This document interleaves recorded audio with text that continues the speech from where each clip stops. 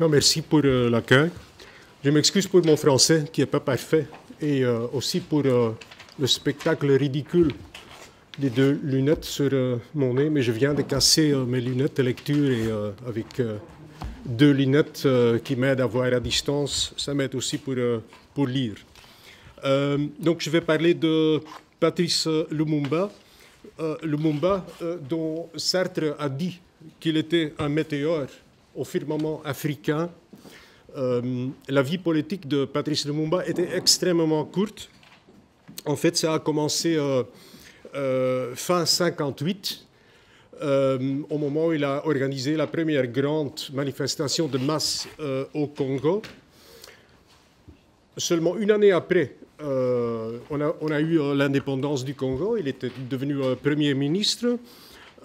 Et encore 6 mois après, il a été assassiné. Donc il avait une vie politique de 2 ans seulement. Et il a été Premier ministre pendant seulement 9 semaines.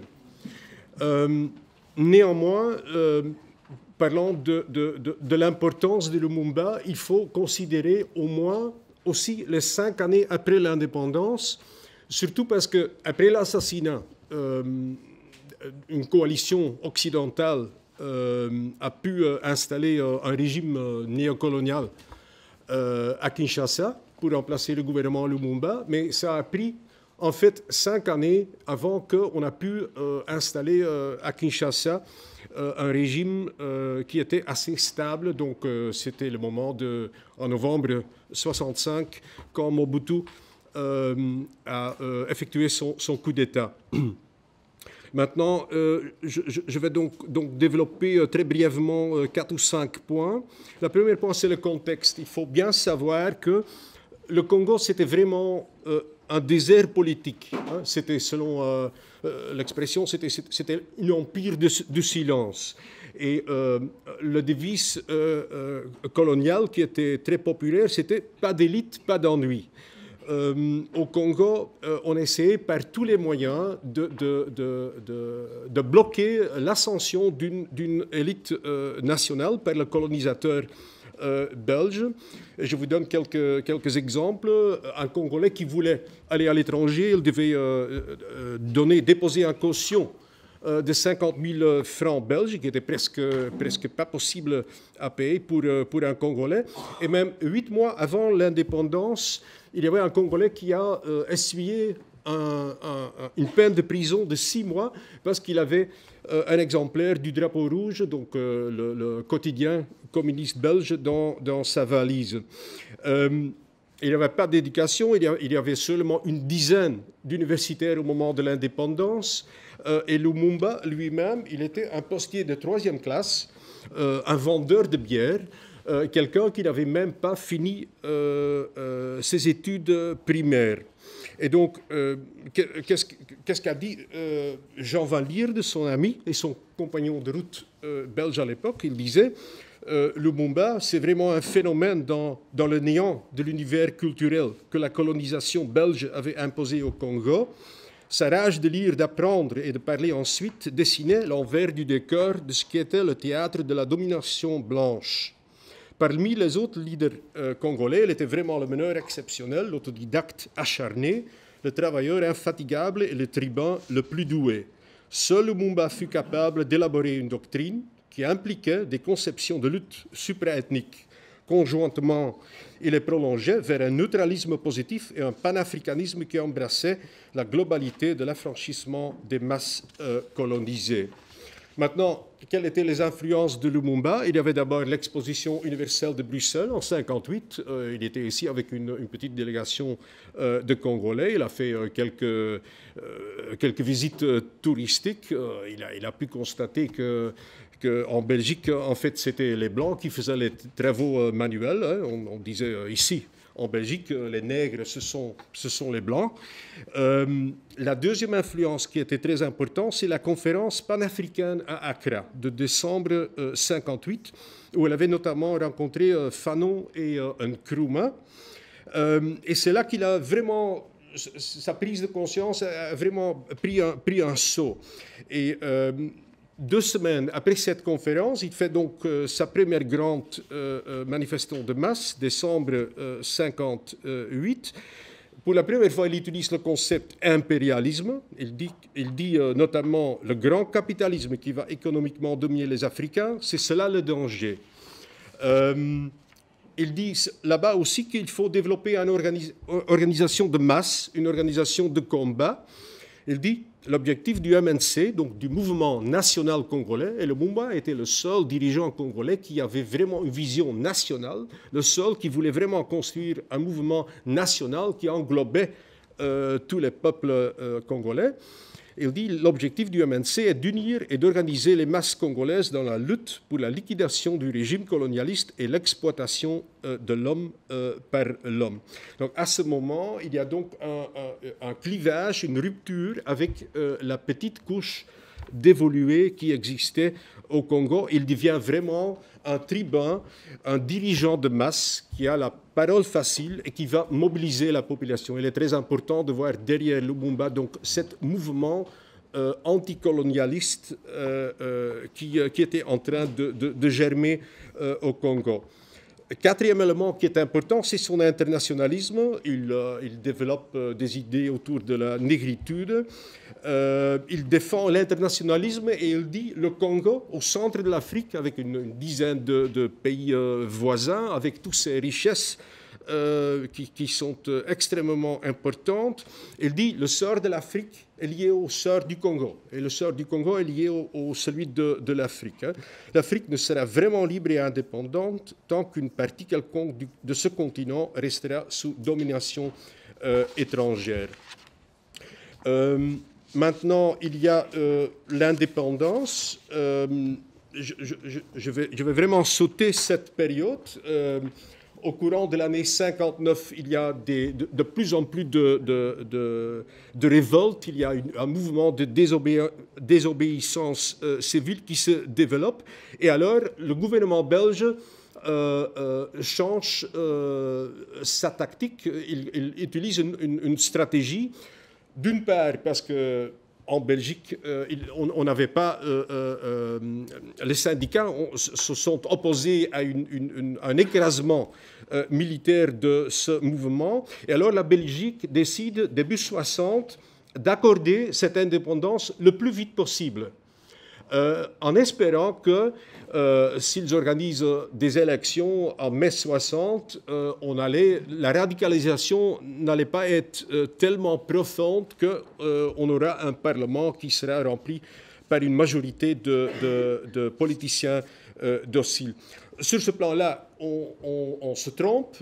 Lumumba réussit à gagner les élections. Mais ce sera une victoire à la Pyrrhus pour Lumumba. C'est un gouvernement qui sera dominé par des nationalistes, mais il y a des représentants plutôt pro-belges dans le gouvernement. Et juste une indication, dans le gouvernement, il y a 4 indicateurs de la sûreté belge, juste pour dire dans quelle mesure ce gouvernement est faible. En même temps, il y a l'attention des États-Unis qui voient l'importance géostratégique du Congo, pas seulement pour ses matières premières, mais aussi pour ses bases militaires stratégiques, et aussi parce qu'on voit que si il y aura une victoire nationaliste au Congo, ça va avoir une répercussion sur tout le Copper Belt qui va du Katanga au Congo, à travers la Rhodésie jusqu'en Afrique du Sud. Et donc, juste après l'indépendance, Lumumba africanise l'armée. Il africanise l'armée et par cette africanisation, par cette caste d'officiers blancs qui a été transférée intégralement au nouveau gouvernement, la Belgique perd la seule carte qu'elle a encore dans la main pour contenir le gouvernement Lumumba. Il y a une intervention militaire de la Belgique et alors la crise congolaise est née. Maintenant, troisième point, l'Afrique, à ce moment-là, regarde pour une solution de cette crise congolaise. Il se tourne vers les Nations Unies. Il y a une tendance en Afrique pour voir l'ONU comme le théâtre politique préféré pour résoudre ces problèmes. Il ne faut pas oublier que l'année 60, c'est l'année de l'Afrique de l'ONU. Cette année, il y avait 16 États africains qui deviennent indépendants. Et donc, le 20 juin 60, donc, au moment où les Africains voient que Lumumba a gagné les élections, il y a une réunion d'États africains à Addis Abeba. Et là, la demande de cette réunion est à l'ONU pour prendre des mesures pour protéger l'indépendance et l'intégrité du Congo, parce qu'il y avait une grande crainte qu'il y aura un morcellement du Congo, et surtout qu'il y aura une tentative pour capturer le Katanga, où sont toutes les richesses minières du pays concentrées. Après l'intervention militaire belge, Lumumba demande une intervention des Nations Unies pour aider le Congo à finir l'agression militaire belge. Et à première vue, l'ONU réagit. Ils envoient très vite, dans les 48 heures, un contingent de casques bleus. Et 9 sur 10 casques bleus sont des Africains. Il y a des gens Éthiopie, 2500, Ghana, 2400. Il y a des gens des casques bleus de Guinée, du Maroc et de la Tunisie. Quatrième point et conclusion, c'est peut-être un mot très, très, très dur, mais quand on voit le développement des événements, il y a sur ce point-là une trahison des Nations Unies. Il est vrai que 9 sur 10 casques bleus sont des Africains, mais les casques bleus irlandais et les Suédois, ils contrôlent l'état-major du contingent des casques bleus. Ils sont concentrés dans la capitale, ils sont concentrés au Katanga aussi, où il y a toujours des militaires belges. Maintenant, Lumumba, il n'avait pas d'illusion dans les Nations Unies. Il dit à un certain moment à Serge Michel, qui à un certain moment était son attaché de presse, il dit: comment imaginer que, comme ça, un casque peint en bleu suffise à liquider les complexes des officiers conservateurs du Suède ou du Canada ou de Grande-Bretagne? Comment supposer qu'un brassard bleu vaccine contre le racisme et le paternalisme des gens qui n'ont de l'Afrique que des visions de chasse au lion et de marché d'esclaves, de conquête coloniale, des gens dont l'histoire de la civilisation est bâtie sur la possession des colonies? Comment ne comprendraient-ils pas les Belges? Ils ont le même passé qu'eux, la même histoire, les mêmes gouttes pour nos richesses. Ça, c'était la vision de Lumumba. Mais Lumumba, il avait cru qu'il pouvait mettre pression sur les États africains pour que les États africains allaient forcer les Nations Unies pour réagir positivement à la demande du gouvernement congolais. Lumumba fait, pendant cette crise, une tournée en Afrique. Il se tourne vers tous les dirigeants africains pour demander de l'aide. Il organise une conférence panafricaine dans la capitale où il explique à l'Afrique, en fait, le sort de l'Afrique et du Congo est complètement lié, sans beaucoup de résultats. Il y a donc cette trahison des Nations Unies. En fait, les Nations Unies, ils soutiennent la sécession du Katanga, où les officiers belges se sont retranchés, ce qui implique qu'en fait, il ne reste qu'un État squelette pour le gouvernement Lumumba, parce qu'il n'a plus accès aux richesses de ces richesses minières au Katanga. Il y a en septembre un premier coup d'État pour éliminer le gouvernement Lumumba qui a été fait avec le soutien des généraux marocains qui étaient actifs dans l'état-major de l'armée congolaise. Et début décembre, quand Lumumba s'enfuit de la capitale et essaie de joindre ses partisans, il tombe dans les mains de Mobutu, qui a donc fait un premier coup d'État. Et c'est un moment très dramatique parce que les casques bleus ghanéens, ils savent que Lumumba est tout près, en train de fuir pour Mobutu. Et il y a une ordre qui vient du général suédois Von Horn qui dit il ne faut pas prendre en protection Lumumba. Lumumba vient au campement chez les casques bleus ghanéens. Un officier ghanéen, qui était un officier anglais, refuse de prendre en protection Lumumba et il tombe dans les mains de Mobutu. Donc il est transféré vers sa cellule de Mar. Ensuite, il est transféré vers le Katanga et c'est là qu'il est assassiné. La position des africanistes à ce moment-là, c'est une incapacité ou un manque de volonté de forcer l'ONU de soutien à la légalité congolaise. Et il y a par exemple, début septembre, donc juste avant le coup contre Lumumba, que Nkrumah a dit à l'ambassadeur américain à Accra, peut-être, je ne dis pas qu'il doit être remplacé, donc il parle de Lumumba, mais on doit faire quelque chose. Dans les heures et les jours qui suivent, ce sont les casques bleus ghanéens dans la capitale qui bloquent l'accès de Lumumba à la station radio pour qu'il ne peut pas mobiliser ses partisans contre le coup d'État.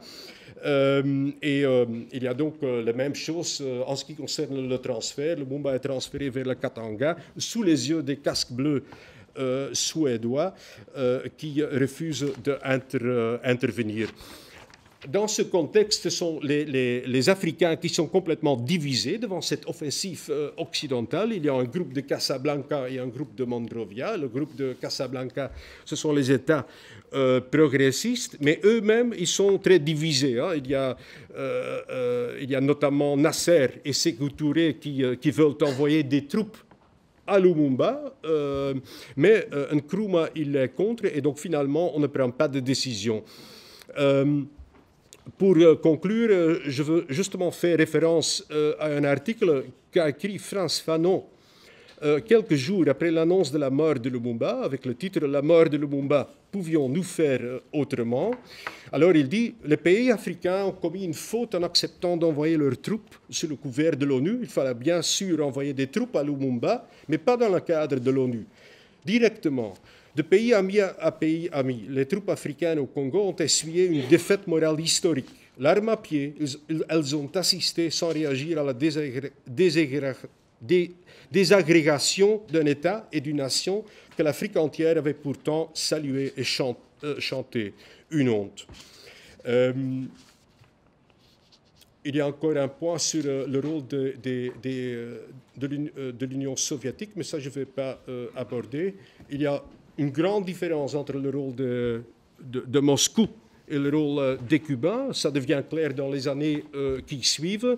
En 1965, il y a donc le Che qui effectue une mission internationaliste, mais à ce moment-là, il y avait déjà eu la liquidation des révoltes nationalistes pro-lumumbistes dans l'année 1964, qui ont été matées par une force d'intervention, par une brigade mécanisée qui était dirigée par des officiers belges et dont le fer de lance était un contingent des centaines de mercenaires.